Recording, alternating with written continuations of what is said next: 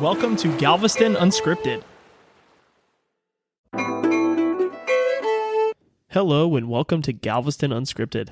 In today's long-form discussion, we sit down with Larry and Tikie Kriticos, owners of Kritikos Grill on the Seawall. Larry and Tikie's father immigrated to Galveston from Patmos, Greece in 1920, and although their mother was born in Houston, Larry and Tikie's maternal grandparents immigrated from Sparta. I sat down with these notable island Greeks to discuss Greek immigration into Galveston, Greek business ownership, what it was like being a first or second generation immigrant, and their lives growing up on Galveston Island. And as a heads up on this episode, it was recorded inside the family restaurant at Kritikos Grill, and you can definitely hear some chatter and clatter in the background. But don't let that deter you with this fascinating conversation with some island businessmen who are just as proud of their Greek heritage as they are of being Galvestonians. And for those of you just listening, the gentleman who speaks first is Tikie. His brother, Larry, has a more soft-spoken voice. Check out the Galveston Unscripted YouTube channel for the video version of this interview. Enjoy this conversation with Larry and Tikie Kriticos, owners of Kritikos Grill, only on Galveston Unscripted. We were born and raised in Galveston.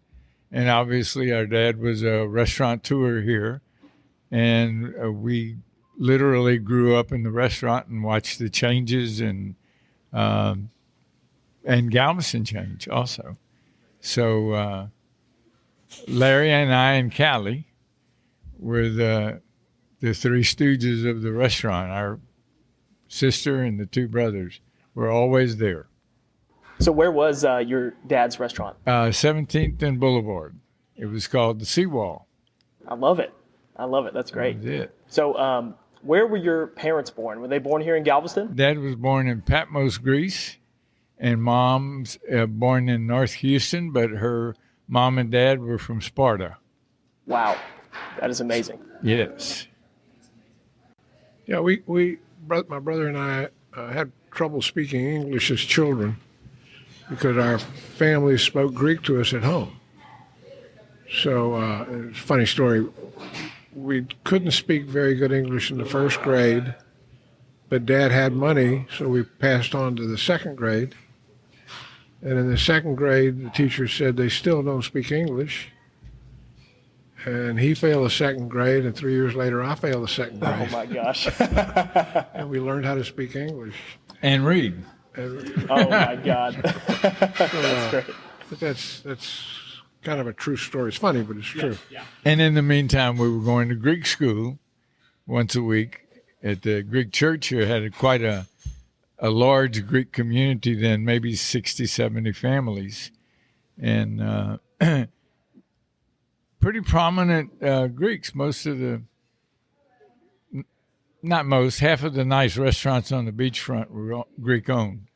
Yeah, it's kind of the same deal in Houston nowadays. You drive up and down all over Houston, you got Papa's, you got all these Greek-owned restaurants, and you may not even realize they're Greek-owned, but they are.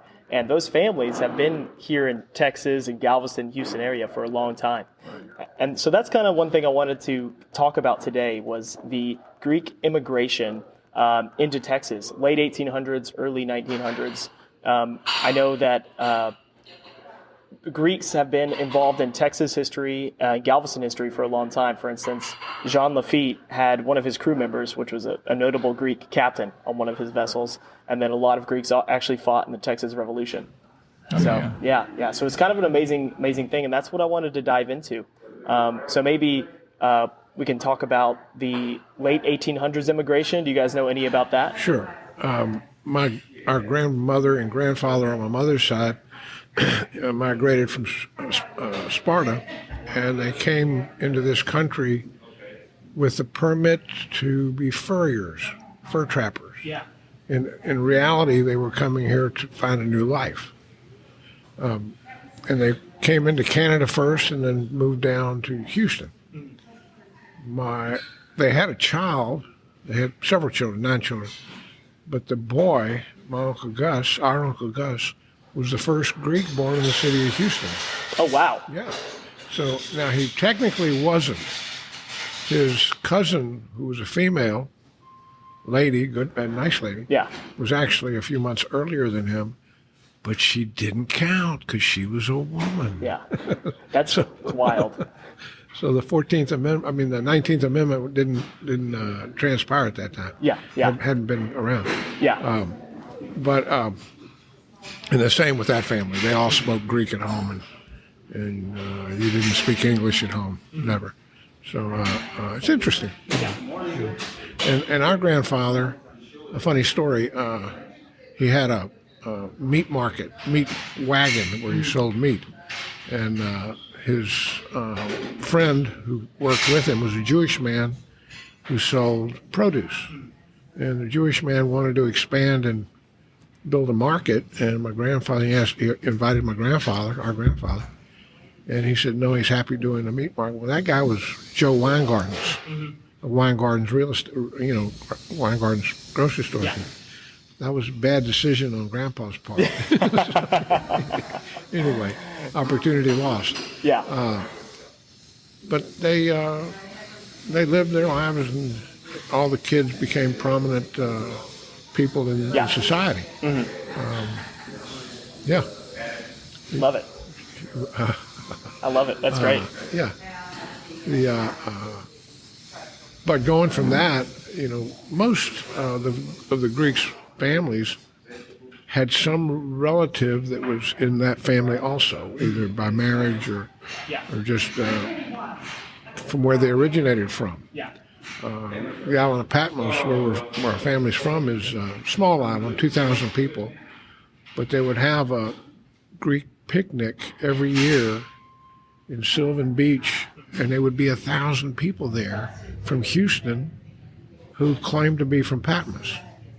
So in other words, one person from Patmos would go and he'd bring his new family, and he'd have 10 members. Yeah. So all of a sudden there would be 100 Patmians there, but there would be 1,000 people. Yeah.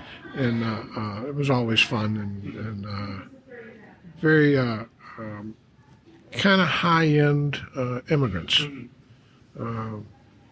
Most of them, and most of them, all of them Greek Orthodox. Yeah. So it was very strong. That's one thing I want to kind of dive into as well is the Greek Orthodox Church. Right. So I know you guys are heavily involved in the church, and that church has been around since the early 1900s, even maybe late 1800s, right? Yeah, right there. Yeah, so somewhere right in there. But I go to the Greek Fest every year. I absolutely love it. But the Greek community here on the island it really is tight. It is today. It still sticks together. It still sticks together, yeah. Right. As we were children, like I was telling you, there was a large group of Greeks here. And most of the Greeks, more than half of them, were independently operators, business operators. Everything from construction, restaurants, filling stations, on and on and on. But a lot of them had beachfront restaurants. A lot of them had downtown restaurants. Downtown Galveston in the old days was thriving, and the port was big. And they were involved in every aspect of business on the island. And Larry and I grew up in that era when it was mandatory Greek lessons, mandatory church lessons. And so I remember one day Mom said, hurry up and finish playing. We've got to go to Greek school on a Wednesday afternoon. So it went on and on. It was just normal. It was our routine. There is a Greek family called the Cavergelli family, and they were very close to our family. The mother and father of that family baptized our baby's sister, so it was close. They controlled the shrimp business in the Gulf of Mexico. Wow. They had something like between 100 and 150 shrimp boats. Huge. And very fine family. And they did that for, I bet you, 100 years. Mm-hmm. Wow, huh? Yeah, yeah. That's a strong immigrant. Yeah, it is. And that's one thing, reading about the Greeks particularly, immigrating into the United States, in Texas especially around that boom time, early 1900s, is that a Greek could come here with almost nothing, and then in a couple years have a thriving business, just a few years, and then pass that business along to their children. They're very family-oriented families, and that thrives for a century.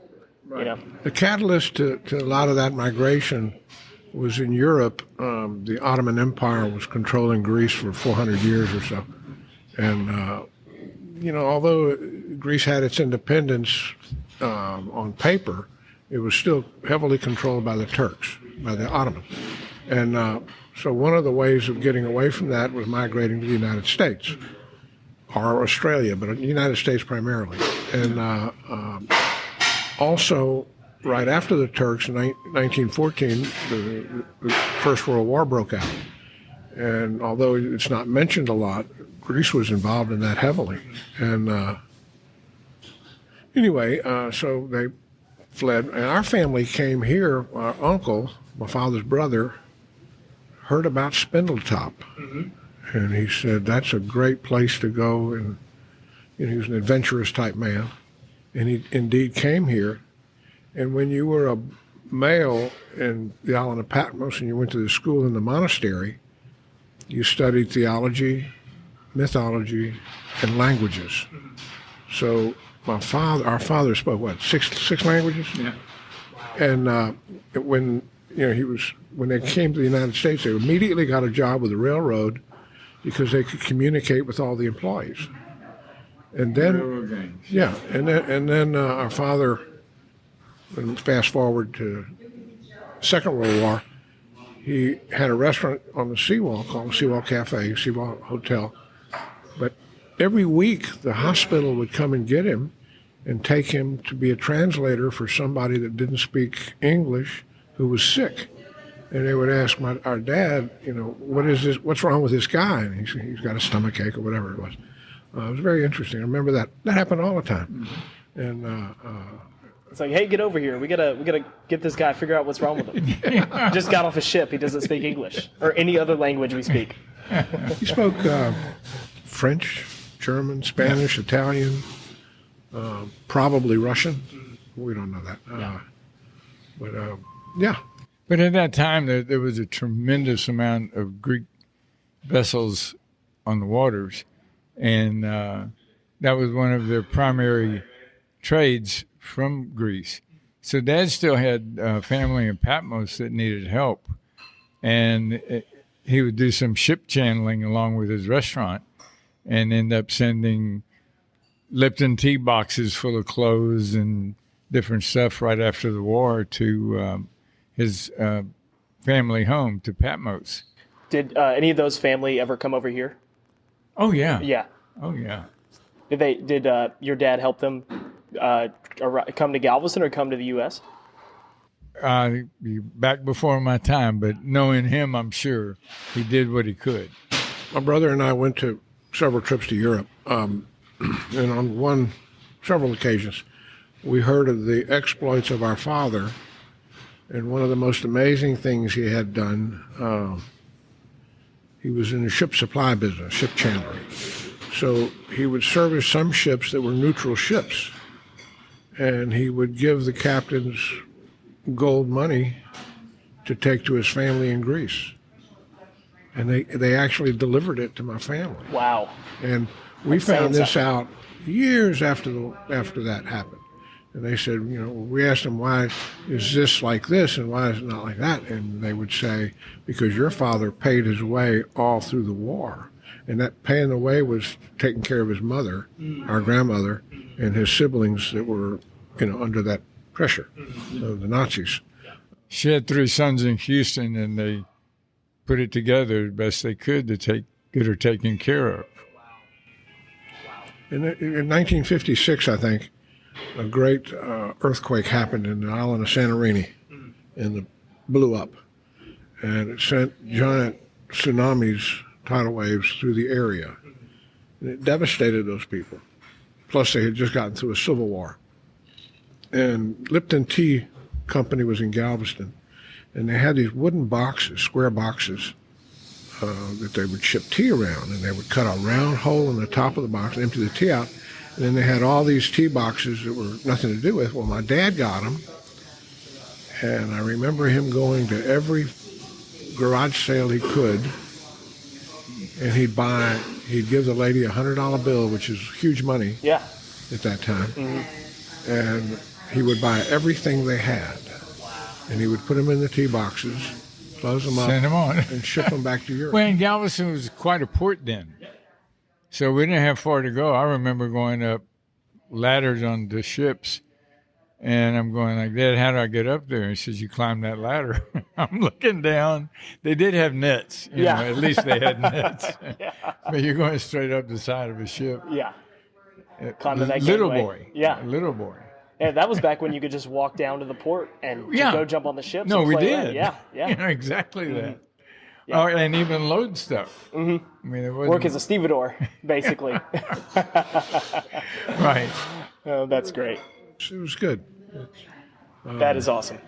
So maybe we could transition a little bit to talking about Greek business owners in Galveston. I know we've touched on it a little bit, but maybe we could talk about when you were growing up, what you remember about other Greek business owners. Like your dad had a restaurant. I'm sure you had associates that owned all types of other businesses that were Greek owned. The Kokins family had Seaview, which is now Fishtails, and they had that for a long, long time.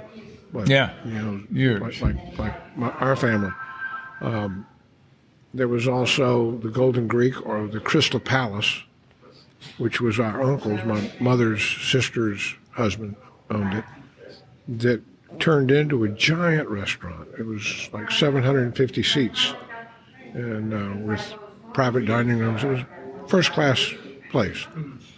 That was blown down in Hurricane Alicia, I believe. Or it was actually taken out by Hurricane Ike.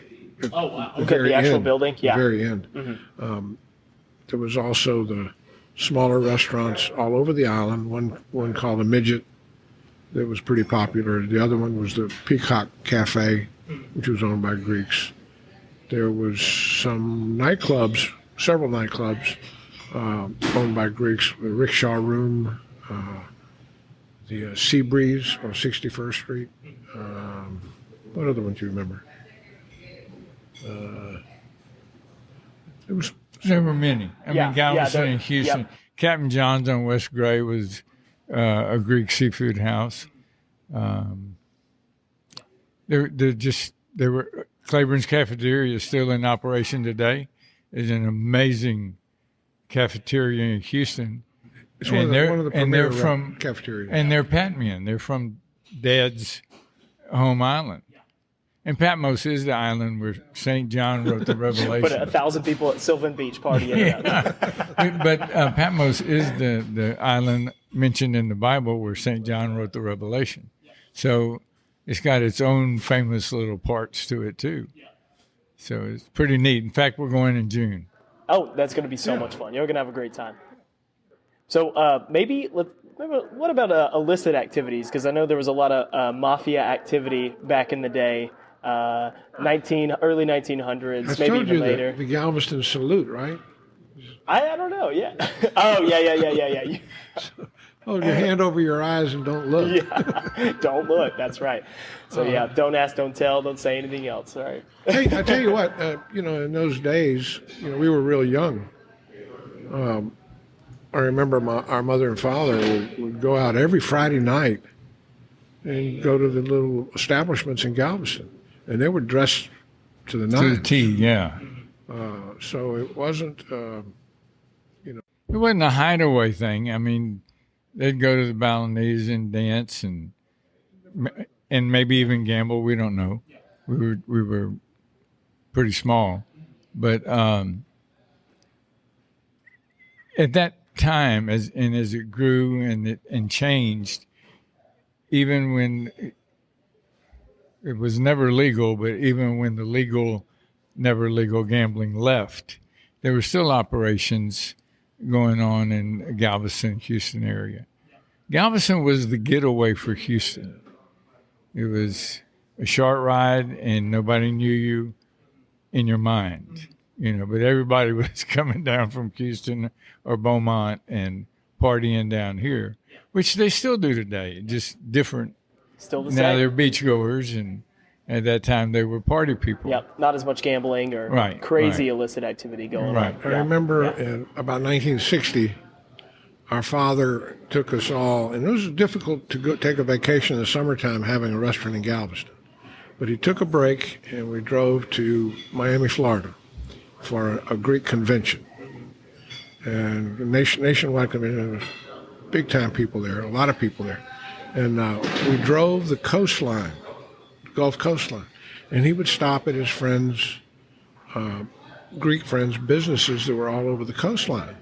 Okay, so we go into this one, and they had a slot machine in the bar. Yeah. And I was about 10 years old, and I went up to the slot machine, and I put a nickel in it, and my mother gave me a couple of nickels, and I started playing the slot machine, and I got some cherries, and the guy owed me 2 nickels, so I got 2 nickels back, and I put nickels in again, and I kept hitting the cherries. Yeah. And then he looked at me, and he goes, "How old are you, son?" I said, "I'm 10. He says, "You're too young to play." Give me those nickels back. Really did happen, and but it was funny. Oh, that's So, awesome. why I say that? There was a lot of gambling on the Gulf Coast of the United States. All the way down. All the way to Galveston was Florida. probably the best known. It was Las Vegas before Las Vegas. Right. Yep. But Galveston was the premier place to come, and my mother told us her and Dad were in Paris, France, and in 1956 or 7 or 8 they were in Paris, and she read the Paris newspaper, and the headlines were "Sin City of the World, Galveston, Texas." Yeah, so she laughed, and it was stating things like there's one call girl for every 1,000 people that live in Galveston. But it seems like the ratio would be a little bit higher from the things I've read. Yeah. You know, it was okay. You know, it was controlled, tolerated, or whatever you want to call it. So maybe we can talk about how you guys got into the restaurant business. I know that your dad owned a restaurant. Growing up, did you always know you were going to be in the restaurant business or business ownership? He did not want us to be. He said it was too hard to work. Go get an education. We did, and we ended up in the restaurant business anyway. I mean, when you grow up and learn something from the time you're Do what you know how to do. Do what you know how to do. teeter-tottering around, you know. And my sister sent me a picture, or Larry sent it, 2 weeks ago, of her sitting at the counter in Dad's restaurant, and she was that high off the ground. Her little legs were just dangling in the chair. So we were really there. Like, that's where we visited, because he worked 7 days a week. And I remember one Christmas morning, he says, "Get up and get dressed. It's time to go." You've opened your presents. You've opened your present. Let's go to work. I said, "Dad, but it's Christmas." And he said, "People eat on Christmas Day." And away we went. So it was just, we were used to that mentality, and it was okay. It is hard work. It is. And but you get to meet great people, and all of our customers were great people. Well, that's one thing I know that Greeks don't shy away from is hard work. No. As long as you enjoy it, it's okay. But, you know, I've always had a comment about a good restaurant manager is a great dishwasher. Because when the dishwasher doesn't show up, that manager or owner is going to go wash dishes. Yes. So how much do you pay a dishwasher? A whole lot. So, It gives you time to think, though. yeah. Washing dishes is It does. not. It does. Like, how can I make this better? How can I make this better? can I I keep don't from have to doing be in.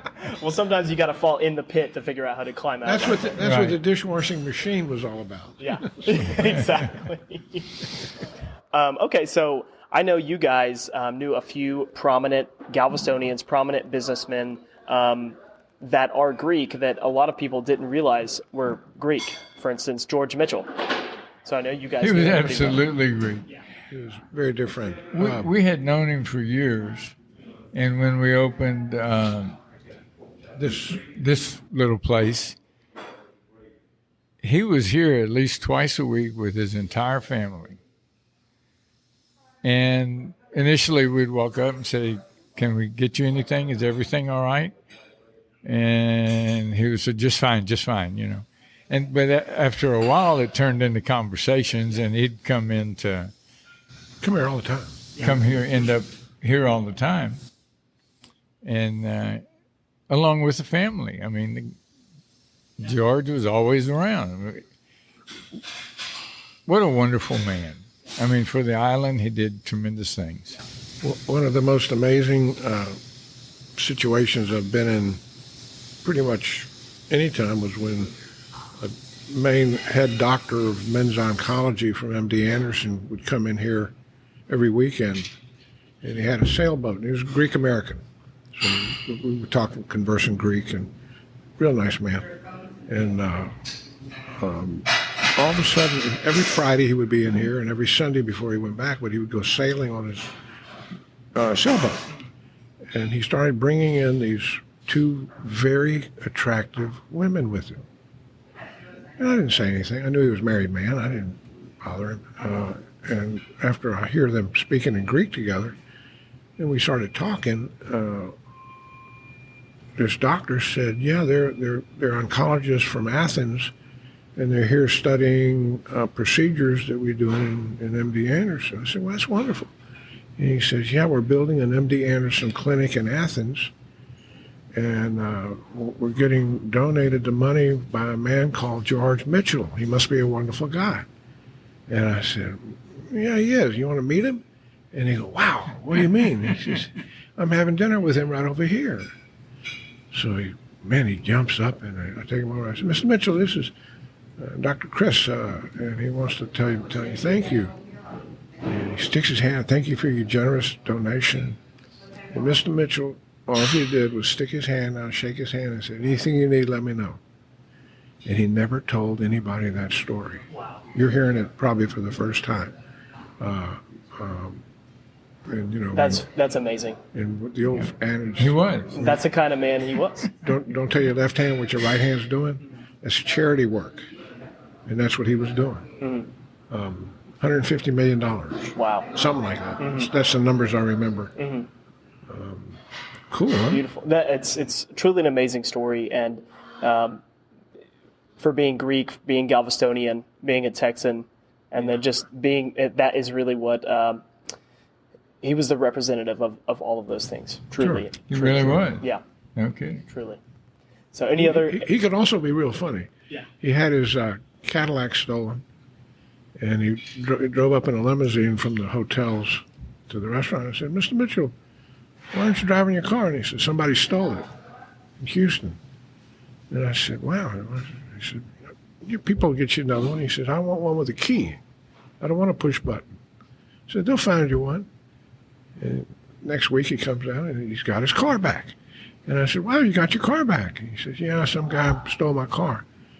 And I said, "Why'd you get it back?" And he says, "His girlfriend turned him in and they got my car back." I said, "Wow." And he says, he looks at me and he says, "He needs a new girlfriend."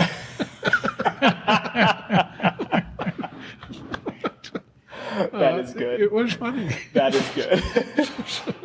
He had a humor. No, that's great. Anyway, So- it's like, you know, like the Pappas family in Houston.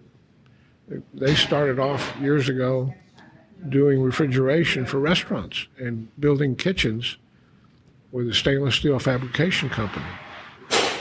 So people don't realize it, but they controlled half the restaurants in Houston because not everybody could pay to get a new thing, and they'd finance it. And now they're the premier Houston. Them in Tillman, of course. Yeah. They did a few for us. Yeah. Yeah, sure. They really did. Yeah. Well, Larry, you've told me a story one time, and I'm hoping to get you to tell it again. Maybe we won't drop any names in this story, but I remember maybe it was your wedding or a Greek wedding somewhere on the island, and there was a Greek man who got off a ship. Yeah, a very nice man. He's still around. He got off the ship and he maybe had a couple of drinks, and he comes to my wedding, and we were having after wedding party at the Jean Lafitte Hotel. And this guy starts dancing. He introduced himself. He's a real nice guy.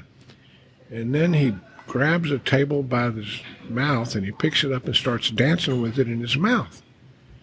Now, everybody knows who I'm talking about when I say that, because I only know one or two people who can do that. And he ended up working as a carpenter. And today, I'm talking about 50 years now. Today, he's one of the premier restoration people in the island.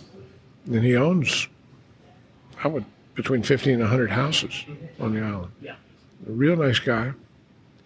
I don't want to. Should I drop his name? No, you don't have to drop his name. Everybody, I just A described gentleman, him. yeah. You know, really it was a draw to a lot of people, and the majority of them were very fine people. Thank you for listening to the conversation with Larry and Tikie Kriticos. I really hope that something in this conversation brought some value to you. And if it did, please make sure to like, subscribe, follow, review, whatever, wherever you consume Galveston Unscripted. A positive review, thumbs up, like, whatever it is truly, truly appreciated. It is people like you that keep this podcast and audio tour of Galveston going. And we'll be back very soon with more content from Galveston Unscripted. For historic resources or more information, check out the episode description.